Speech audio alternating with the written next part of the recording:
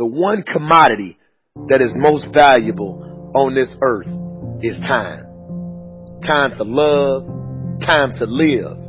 From the moment the human body is born, it begins dying. I don't think you quite caught that. Let me say it again. From the moment the human body is born, it begins dying. Some happen faster, some happen slower. Some of us help them go faster, and some of them prevent it from happening sooner than later. Coach Hype coming to you live on the field of life. How many seconds, how many minutes do we waste every day doing things that are nowhere near the goals and aspirations and passions that we have inside? How many times do you go through the course of a day and realize, did I do anything I set out to do today? Write down those goals each and every day. No matter if it's 2 goals a day, if you can accomplish those, then you're doing more than just making it through the day. You are living and achieving your dreams. You know, as inspirational speakers, we don't want to just talk to you. We want to live that as well. I've done that in my life as well. Find time to better yourself. Read, explore, research. Live life.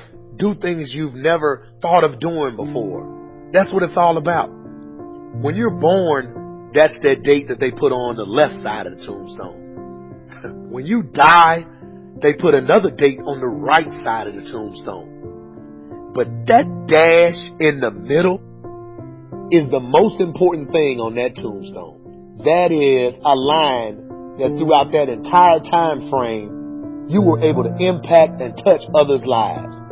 You were able to leave your mark on this earth. You were able to build a legacy that nobody could change. You were able to have it to where people remembered who you are no matter what. When you're living for that dash in the middle, you're going to remember your why. Your why you're here. Not the why did you do something. Your why, your reason for getting up in the morning, your reason for pushing yourself past the brink of exertion and giving up. Your reason for moving on and getting things done in life. That dash in the middle, that's the thing that pushes you. Just stop for a second. Write down your why. What are you doing this for in life? If your why doesn't make you cry, then that's not your why. Again, if your why doesn't make you cry, then that's not your why. Your why should be something so big that it moves your family tree. Your why should be something so big that it changes the whole outlook on how things are with you and your home, your family, your religion, your purpose. Think about your passion. Think about your opportunities. And that's how you find your purpose. OPP. When that why meets up with your passion, your opportunity, your purpose, then you'll find out. The most important day in your life is the day you remember why you were born.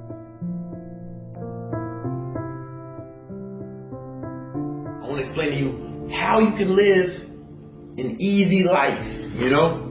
Accomplishing goals and being successful and going out in the world, and that's tough.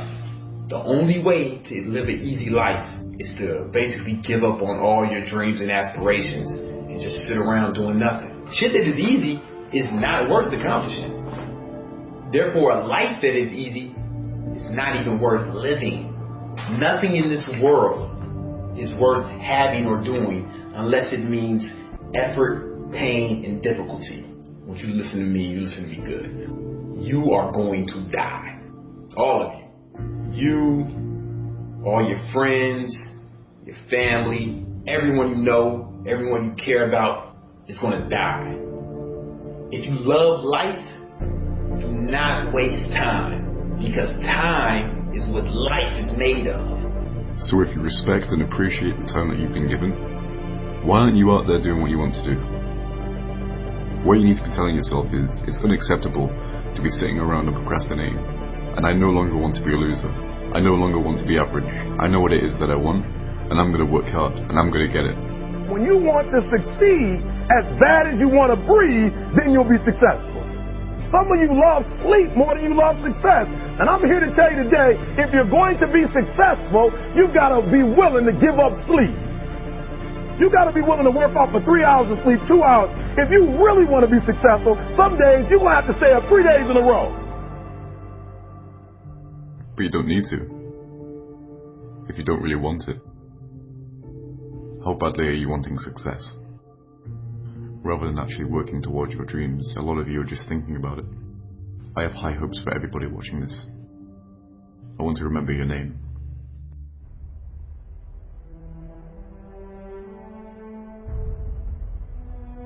It is not the things we do in life that we regret on our deathbed. It is the things we do not. Because I assure you, I've done a lot of really stupid things. None of them bother me. All the mistakes and all the dopey things and all the times I was embarrassed, they don't matter. Find your passion and in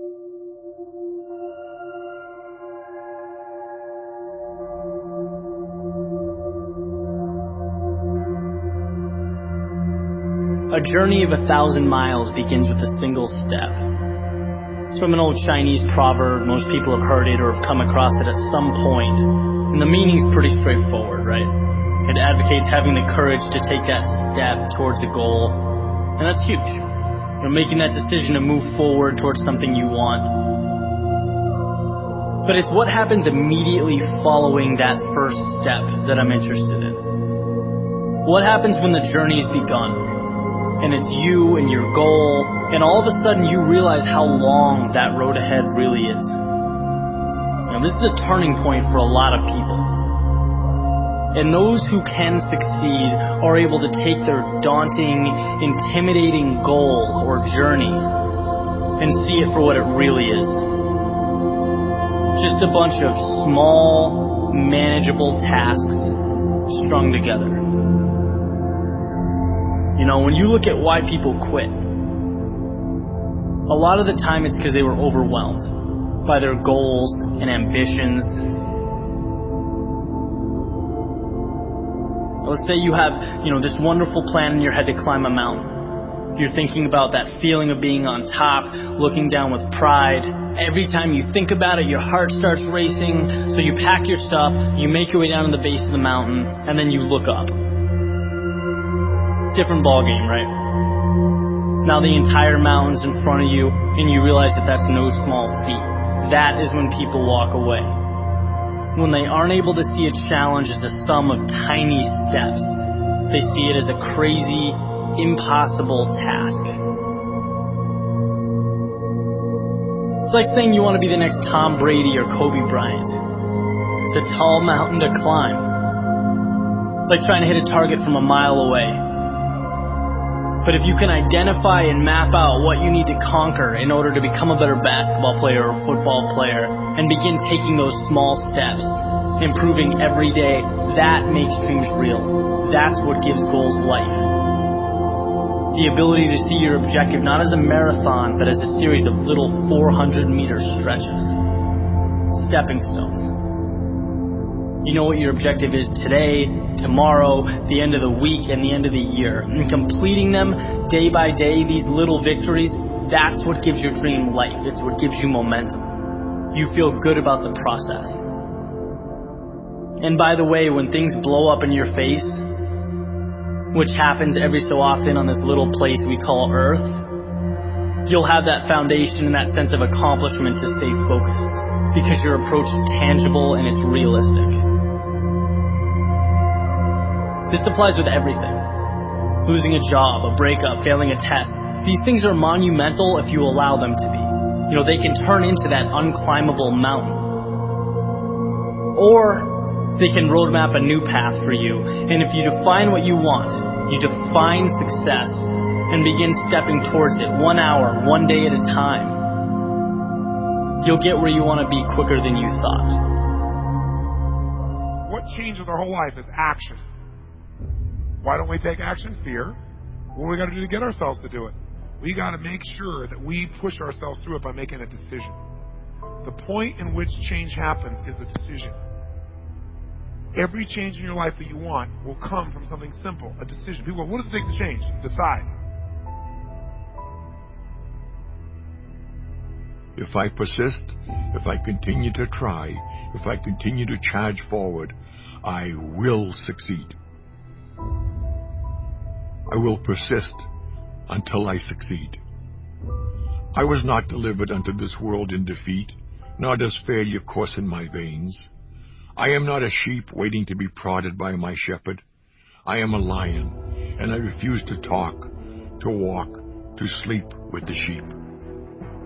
Don't be a follower, be a student. Take advice, but not orders. Take information, but don't let somebody, order your life. Not to do what someone else says. Take what someone else says, process it, think about it, ponder it. It makes you wonder, it makes you think, and it's valuable. Then, when you go take action, make sure that the action, not what somebody told you to do, make sure the action is the product of your own conclusion. But I'm exactly where I wanted to be because I realized I got to commit my very being to this thing. I got to breathe it, I got to eat it, I got to sleep it. And until you get there, you'll never be successful in life. But once you get there, I guarantee you, the world is yours. Stay out of the clutches of mediocrity. Invent yourself, and then reinvent yourself.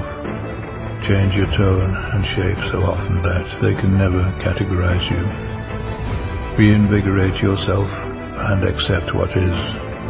Be self-taught and reinvent your life because you must.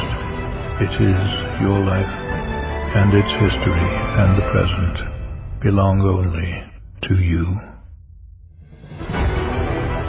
People that will try and take your energy and positive vibes away are only here to make you stronger, not weaker. So you must understand this.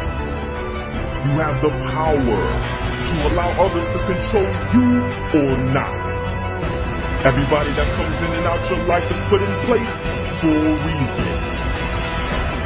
If this world was just a totally happy place with no struggle, then you wouldn't learn how to gain strength, gain the courage, learn from your mistakes, and to thrive through pain. Everybody is put in place in your life for you to succeed, not to fail. I never want to be that 9-to-5 person that just lives my entire life working a 9-to-5 and just be happy with a modest lifestyle. Being secure. A lot of people, that's all they want. They just want a secure lifestyle, own a house, and be able to retire, and that makes them happy, and I just believe that we should always be pushing, to achieve more, to become more, and sitting at a job, the same job for 30 years is not something I would ever choose to do. In the society, we are taught to go to college and get a job. That's what we're taught. If you become a doctor or a lawyer, you're successful, but most of the time you still have a boss, you still have someone, telling you what to do, and you still have a schedule you have to stick to. So it's not much different than working at McDonald's. It's just you're making more money, but you're still in the same exact situation. And, working at McDonald's is not something I would choose to do, or the same scenario, making more money.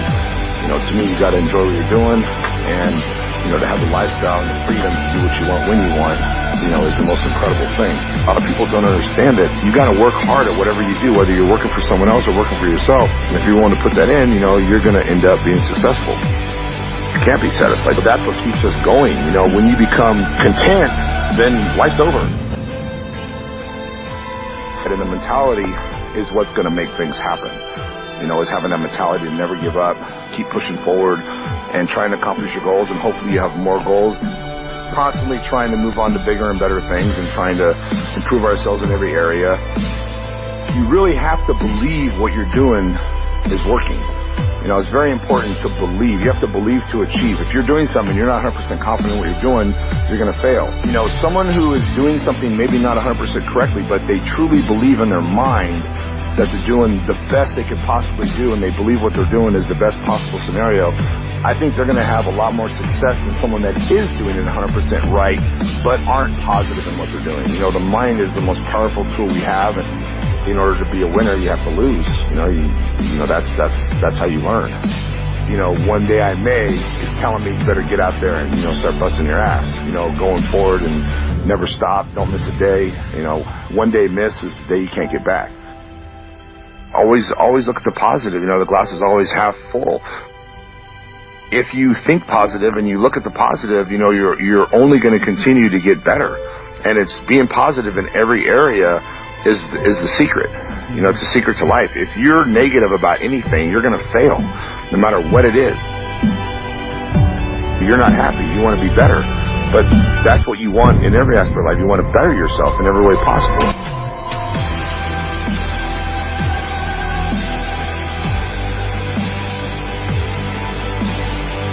You know, it all works hand in hand. A lot of people realize when you help somebody else, you're helping yourself, and it feels good. You know, and it just what comes around goes around. But the most important thing is life. In life is to not give a shit what other people think. You know, that's the most important thing. And to have that kind of an attitude or mentality is rare. You know, people are always concerned about what other people think. Always, no matter who they are. It really doesn't matter what other people think. You know, it really doesn't matter. If you can have that kind of mentality, you'll get so much further and be so much happier in life. People don't like to think, they like to act. You know, they don't like to think, and they don't have enough confidence in their decisions that they make on their own when they get advice from someone else that gives them more confidence to believe that that's going to work. We should always be trying, you know, to be better at every aspect in life. I mean, you know, are you a good husband? Are you a good wife? Are you a good son? You know, are you a good, you know, whatever it could be. You know, there's a million things in life that we are. I think we should constantly be trying to be better in every area. I kind of like to just, you know, relax, you know, enjoy life. And that's kind of what I do. And being able to not stress and do what I want to do when I want to do it is just a great feeling. Whatever it takes to get you to try harder, read more, set your goals, and go for it. Here's the next attitude disease. Overcaution. Some people never will have much. They're too cautious. Now, you can also be too reckless, but you can also be too cautious. This is called the timid approach to life. And my caution was always the risk. Risk used to drive me right up the wall. I used to say, what if this happens? It's called the language of the poor. What if this happens? And on top of that, if this was to happen, look at the fix I'd be in. I better not try. I could always ace myself out.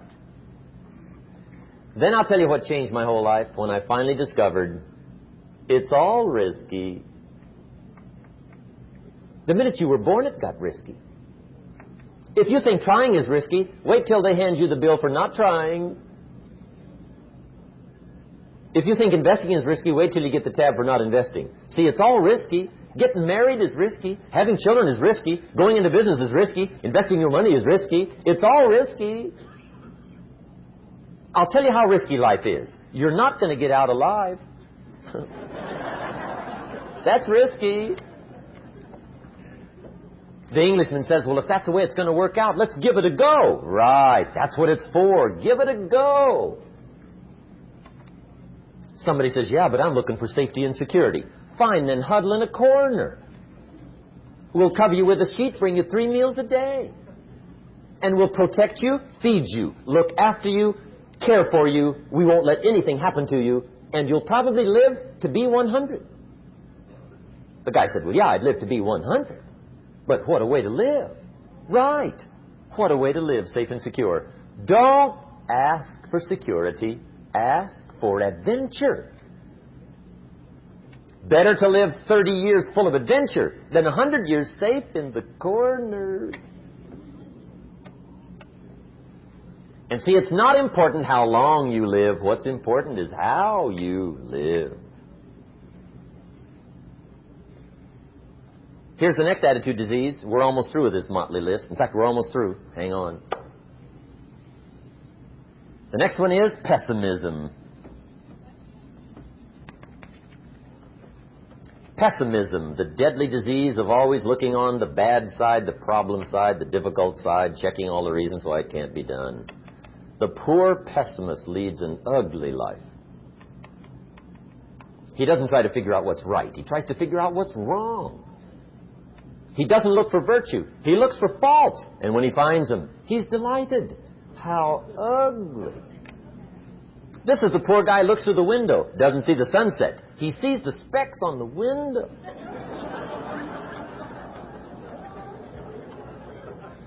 And this is the poor guy, right, who rushes up, takes such leave of his senses. This guy rushes up and he says, I've got 5 good reasons why it won't work. He's so dumb he doesn't know all he needs 1. He's got 5.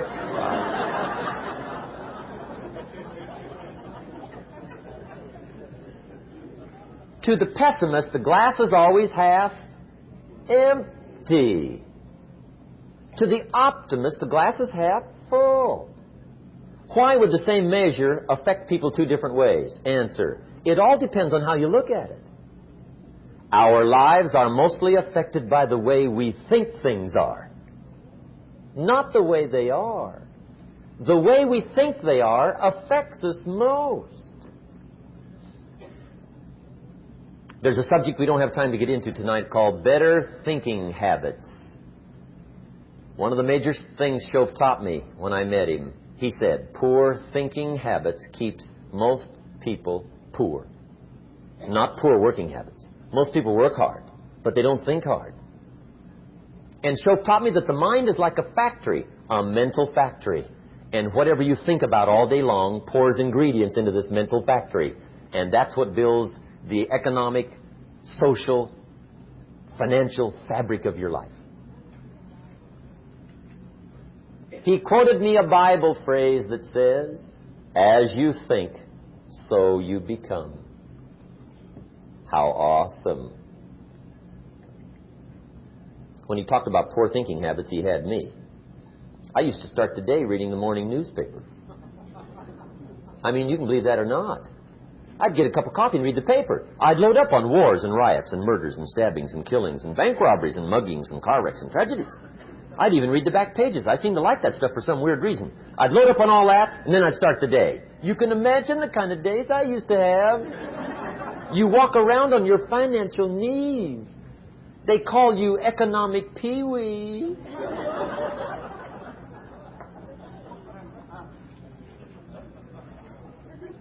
The guy says, I want to be a great leader. Wonderful. The first thing we do is follow him to his house. When we get there, we walk in and check his library, number 1. Somebody says, well, why check his library? The reason is because what a man reads pours massive ingredients into his mental factory, and the fabric of his life is built from those ingredients.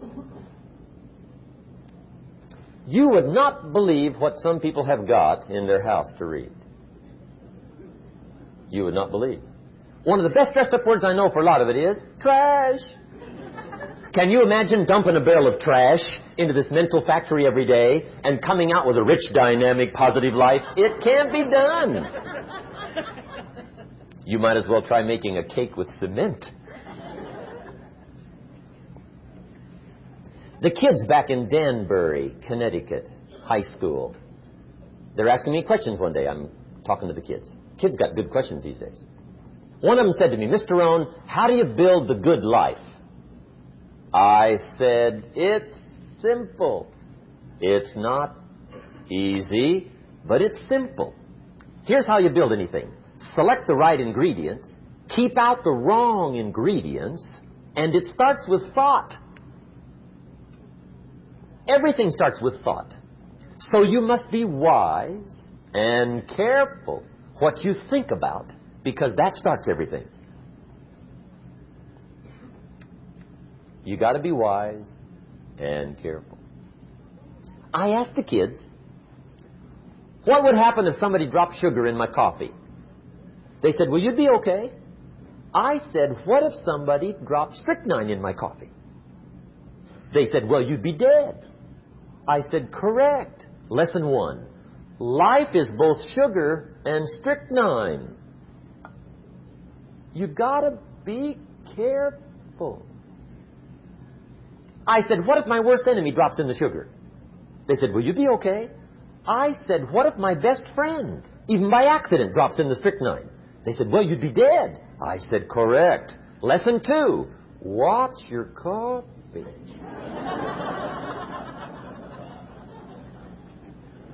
You got to be careful.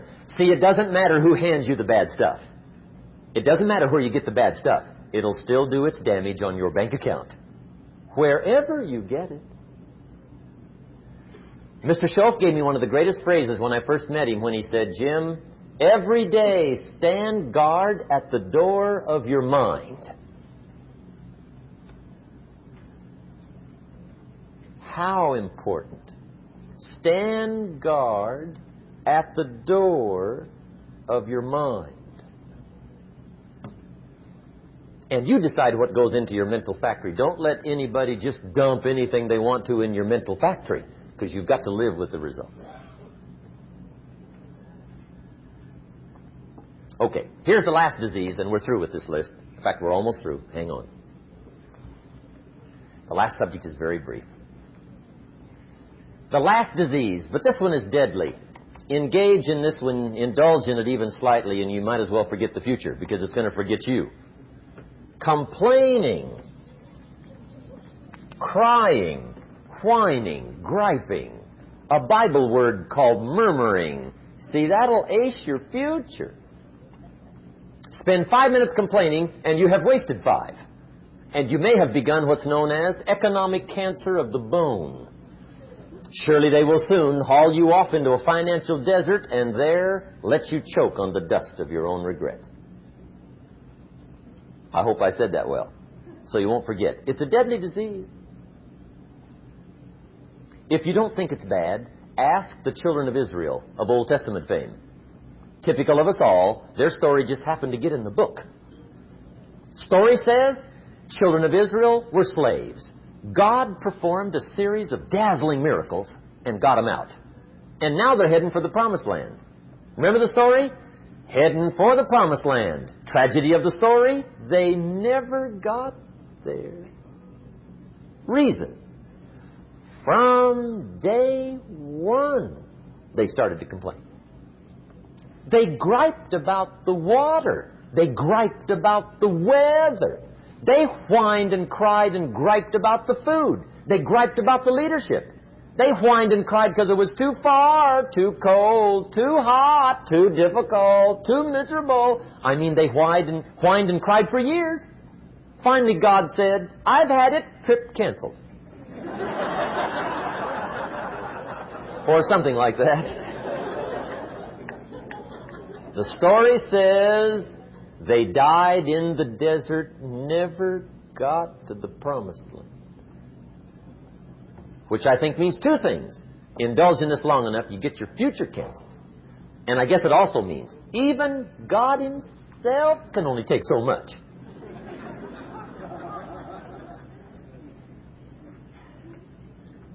Okay. Just be on the lookout of the things that can destroy all the good you start. The war is on. And this evening, tomorrow, mentally, personally, socially, economically, you got to make sure you're winning the war.